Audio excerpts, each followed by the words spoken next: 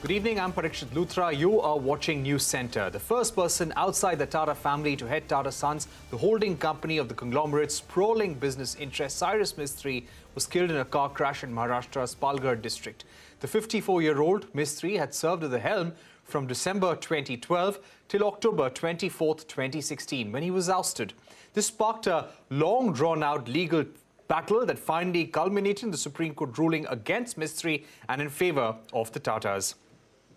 Tributes poured in from Indian industry, with top industry veterans taking to social media to offer their condolences. Prime Minister Narendra Modi called Mistry's death a huge loss to the world of commerce and industry. We're now joined by someone who worked extremely closely with Cyrus Mistry, Dr. Mukund Rajan, former brand custodian of the Tata Group and a member of the Group Executive Council that was appointed during Cyrus Mistry's time as chairman of Tata Sons. Mr. Rajan is currently the chairman of eCube Investment Ventures. Mr. Rajan, thank you for joining us. Indeed, a big loss for his family, for the industry.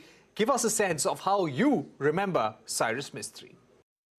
Well, we've all seen the photographs of Cyrus, I think, with a smiling face, the jovial demeanor, very informal with most people that he would meet.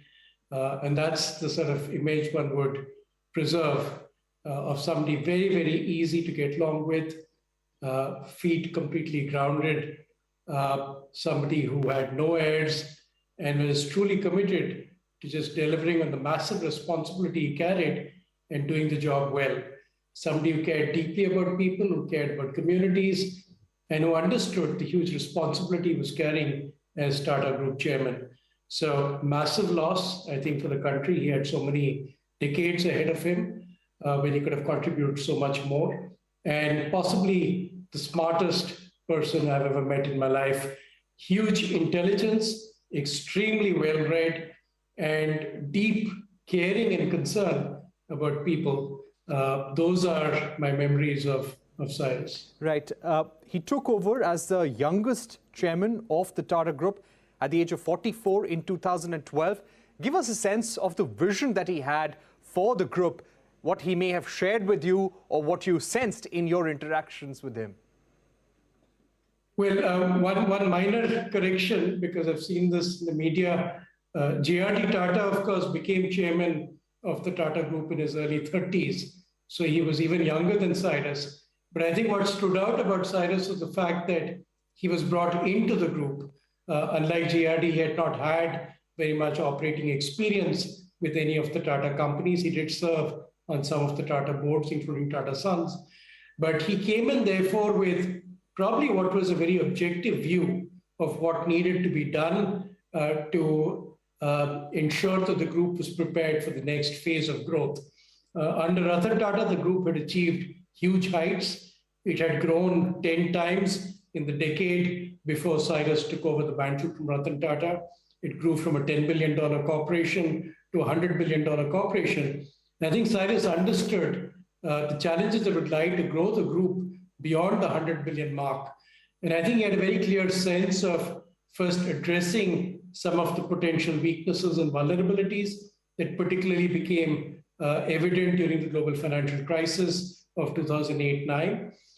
Ensuring that the right leadership was in place in all the Tata companies and the right business opportunities to grow faster, to grow further were pursued in sectors such as financial services, retail, and defense and aerospace. Overarching all of this was, I think, a sense of the kind of vision the group needed to have. And he set out a vision for 2025, which is announced at the first annual group leadership conference that he chaired in 2014. And it was a huge vision. It was a vision that could see Tata's among the 25 largest corporations of the world, with a brand that would be amongst the most admired brands in the world, all while responding to the Tata mission of improving the quality of life of the communities its companies serve. So I think he was, in a sense, the full package that you needed as a leader, somebody with an outstanding vision, somebody with huge financial acumen, somebody who understood where the vulnerabilities lay and had the right plan of action to address them, and somebody who was a people's person who could make his team, who could make managers and leaders very comfortable around him. So huge loss for the Tatas when he was separated. And obviously, I think for the country to lose such a dynamic young leader who had several decades of contribution still ahead of him is a massive loss to the nation. Right. Something the Prime Minister also has commented about. Mr. Rajan, what were some of the changes that he brought about at the Tata Group? Maybe some of those changes that still exist, if you can share them with us. At the same time, which aspects of the business he was most passionate about? I think when you want to be a leader of a group like Tata's, you have to have a firm understanding of the key drivers of business success across sectors. The Tata Group, as they say, produces everything from salt to software. And so it is not possible to be overseeing such a large enterprise if you are somebody who's only connected with or passionate about a few businesses. And that's what one saw with Cyrus. He took an equal interest in all our businesses. Having said that, there were obviously some businesses that took more of his time because of specific challenges. A case in point, for instance, is Tata Motors, when the then managing director unfortunately lost his life. Cyrus was forced to step in and essentially lead the executive council of that company. In terms of interventions that I think are continuing to deliver great results, I think the huge focus he placed at Tata Motors on the passenger car business in terms of new models, in terms of better styling, in terms of highly improved quality, I think are things that are now paying off to the extent where the company has significantly gone up the league tables in terms of being a car producer of note in this country. Likewise, in Tata Steel, I think the push that he gave to Tata Steel's India operations and the launch of the operations at Kalinganagar with the first phase of 6 million tons of new steel production capacity at a time when that project had been lingering on and not really getting executed. He took the entire board with him, went down to the site, and over a period of time, 40,000 people were actually working at that site, the largest infrastructure project at that point of time in India. I think these are examples of the ways in which he led from the front. He saw the future, he saw the impact that Tata's could make, and he pushed to get the right combination of people, ideas, vision, and resources to actually deliver. And I think the group is seeing the benefit of all of that today. Right. You spoke about Tata Motors. Today, Tata Motors has significantly grown its market share in the passenger car business. They are market leaders when it comes to electric mobility. Do you think the blueprint of that was actually prepared during Cyrus Mistry's time as chairman? I think a lot of the blueprint, certainly for the passenger car business. I can't really comment on the electric vehicle space because that is something that is perhaps a little bit more recent. But certainly the kind of team, the kind of engagement that took place around ideating about the future were processes that he put in place or built on that already may have existed in the company. And as I said, the company is really seeing the benefit of all of that in today's context. Right. Tell us also about how he chose people for his group executive council. He wanted advice, he wanted people who he could bounce ideas off. At the same time, you were the first chief brand custodian of the Tata Group. Tell us what he expected out of you. So the role that he created for me was something that didn't exist before. He called it the brand custodian. And very interestingly, besides the normal focus on the corporate brand and on corporate communications, he insisted on folding in responsibilities for ethics. So he made me the chief ethics officer and responsibilities for CSR and sustainability. At that time, India had just come out with the requirement under law to spend 2% of net profit on corporate social responsibility. So he made me the chairman of the Tata Global Sustainability Council. I think this is a very differentiated way of thinking about how you actually deliver in your responsibilities on governance, on environment, on social issues, something that today has become a huge theme around ESG. He was, I think, a forerunner for that. Likewise, his decision to be a founder member through the Tata Group of focusing capital on the long term, a business organization with some of the largest companies in the world as members, dedicated to trying to shift stakeholder interests away from the short-termism that created the global financial crisis towards taking a much more long-term view of the responsibility of corporates, which becomes very important when you're tackling issues like climate change, which are creeping up on you but require actions that need to be taken over a long period of time. So in that sense, I think he was a man who was ahead of his times. The composition of the Group Executive Council you asked about, he was very clear he wanted a mix of people from within the Tatas. So there would be continuity, there would be a sense of comfort that large part of the group would feel that people from within have also been elevated, everyone would get an opportunity. But he also wanted lateral entrance, people who would bring fresh ideas, would come with new thinking. So the portfolios of HR, for instance, business development and strategy were handed over to people who came in from outside with a new perspective. And I think this is what a group like Tata's needs, the right mix of commitment from the past, loyalty being rewarded, and consistency in terms of strategy and planning, along with fresh inputs of ideas for the future that can take this great group to even greater places. Right. Mr. Rajan, his ouster from the group in October 2016, how did it really affect him? We saw a very bitter corporate battle take place post that.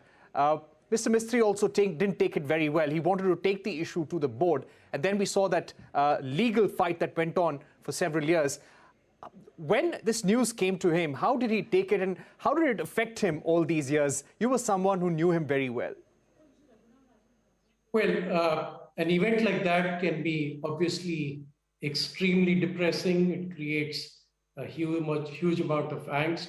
And then to take on a corporate battle of the proportions this assumed obviously requires massive stamina and staying power. And the fact that he stuck it out till the very end, including the appeal which was made to the Supreme Court recently in this year, which amended some of the earlier judgment of the same court, speaks a lot about the individual and his determination to see something through till the very end. He obviously would not have been pleased with the turn of events and the final course that all of this took. But I think he was a realist, and he was somebody who was able to accept disappointment from time to time. He'd say, take it on the chin and move on. He was somebody who was used to dealing with a huge amount of pressure, even when he was Tata Group chairman. Every one of the companies would throw up periodic concerns and issues from time to time. He had learned to take all of that in his stride. So he would not obviously have been happy about what eventually happened, but I think he had the self-control, the stamina to be able to see it through till the logical end that he possibly could. I think stakeholders will acknowledge that by and large, a lot of what came out reflected his commitment to taking this group to a stronger place. Under his reign or his tenure, the group did very well. It outperformed the Bombay Stock Exchange sensitive index, and this it did without including the performance of its best performing company, which is Tata Consultancy Services. And I think after he left the group has gone on to do even better, which suggests that he left it in a strong place and it has gone on from strength to strength. So I think he would have been pleased as a continuing shareholder of the Tata Group, of Tata Sons, that the group has done well. He would have been sad that he was not there to continue to play a role, at least on the operating side. And I think he would have just recognized that it was time to move on and do other things. He'd started becoming a venture capital investor. He was obviously assisting his brother and members of the family in the Shapoorji Pallonji group. And I think those would have kept him quite busy. And I think, therefore, the loss today for all of us is huge because he has paid a price, his business has paid a price, and obviously he's no longer with us to share his fantastic ideas and visions for the future for this country and for the business world. All right. Thank you, Mr. Rajan, for joining us. We're also joined by another member of the Group Executive Council of Cyrus Mistry.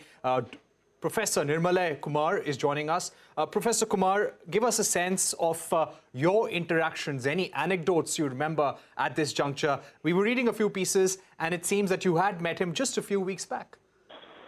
Yes, good evening to everybody. I'm sorry if I'm going to be a bit faint because I'm just outside the Calcutta airport trying to get the flight to Bombay for tomorrow's funeral. But let me just say, we started off as colleagues. Of course, I was working for him. He was my boss. And over time, we developed a friendship. And the reason for that was his human qualities. He was extremely thoughtful. I loved that about him. The other thing was that he saw each business as working in a different industry. And he always urged everybody, let's try to understand what is the logic of each business and then try to see what are the strengths and weaknesses of our companies in that industry, and not, have a broad brush kind of answer where all companies we treat and all industries we treat the same. So he was very, very thoughtful that way. He spent a lot of effort trying to understand each industry, its logic, its key success factors, and the company's strengths and weaknesses. The other thing about him was he was a boss like no other in terms of promoters. Even as a promoter, he allowed me to sit in the room in front of others, openly disagree with him, and sometimes even violently so, because we knew that both of us were trying for the same objective. And our objective was to make the group a stronger group and to leave the group in a better place than when we took it over. And the fact is that his strategy document 2025 is the one that was followed by his successor. So it shows you that in terms of strategy, the thinking that he had was pretty solid. Now, as a human being, he was a wonderful human being. He was funny, he was charming, he was humble, he was honest, had the highest sense of integrity. And I'll just tell you a little story, for your listeners. We were in the Zurich airport checking out one of our companies which had set up an operation over there. And, at the end of about 4 o'clock, we are going back to the hotel. And he tells me, Nirmalya, do you know this hot dog stand outside the Zurich train station? I said, yeah, he's a very famous hot dog stand. He said, Nirmalya, can we stop over there and buy a hot dog? And so here we are, at 4 o'clock, stopping in front of the train station and buying a hot dog from a guy on the street for 5 Swiss francs. And, that was just, he could love something as simple as that, even if he ate at the best restaurants and he was a billionaire. And that was the very human side of Cyrus, He really was a good friend, a good human being, a great father, and a great husband to his wife. And you can see that everybody who met him and spent any time with him at the Tata Group could not say anything negative about him, even in the heat of the battle. The people who said negative things about him were outside the Tata Group, because they were trying to basically, get in with the Tata Group. But the people who worked with him at the Tata Group, not a single one of them had anything negative to say about him personally or professionally. And that is right. The best Mr. Kumar, mettle of the man. Yes. Right. Mr. Kumar, one question, and we had asked Dr. Rajan about this as well. When he was ousted in 2016, that must have been a big setback for him. How did he take the news at that time, and what drove him to keep this legal battle on all these years? How did it affect him as an individual, as a professional? So it was interesting that for him, he showed the same steely determination in a quiet manner that he showed during his tenure at Tata Sons. His objective never changed. He said, our objective is to improve the Tata institution for the future, to leave it in a stronger place. And for him, that was improving the corporate governance structure of Tata and institutionalizing it rather than having it dependent on a single person, whether it was him, his predecessor, or the next person. And he always used to tell me, Nirmalya, if we don't institutionalize the corporate governance structure of Tata Group, then what will happen is, what if someday there's a bad chairman? He or she will have the entire power to do whatever they feel like. So we need to put in place these checks and balances where the Tata company individual boards are the final people saying what should happen to a Tata company, and the Tata Sons influences that Tata board through its nominees, as is the proper process. And that's what he was trying to fight for. And so even his court battle was really about that. It wasn't about him getting the job back as chairman. It wasn't about a vindication of what he had done. It was really about, can we improve the corporate governance of Tata Group as an institution, because it is the most valuable institution in this country, and we want to make sure it has the highest standards of corporate governance. All right. Professor Kumar, thank you very much for joining us. Indeed, a big loss to people like you who he'd touched very closely, and of course for the Tata Group, for the Shapoorji Pallonji Group, and the industry at large. We leave it there for the moment. Liz Truss has is all set to become the next British Prime Minister. She will be succeeding Boris Johnson, and she has defeated her rival Rishi Sunak. Some updates on the election, on the appointment of the next Prime Minister after the break on Newscentre. That's coming up. Don't go anywhere.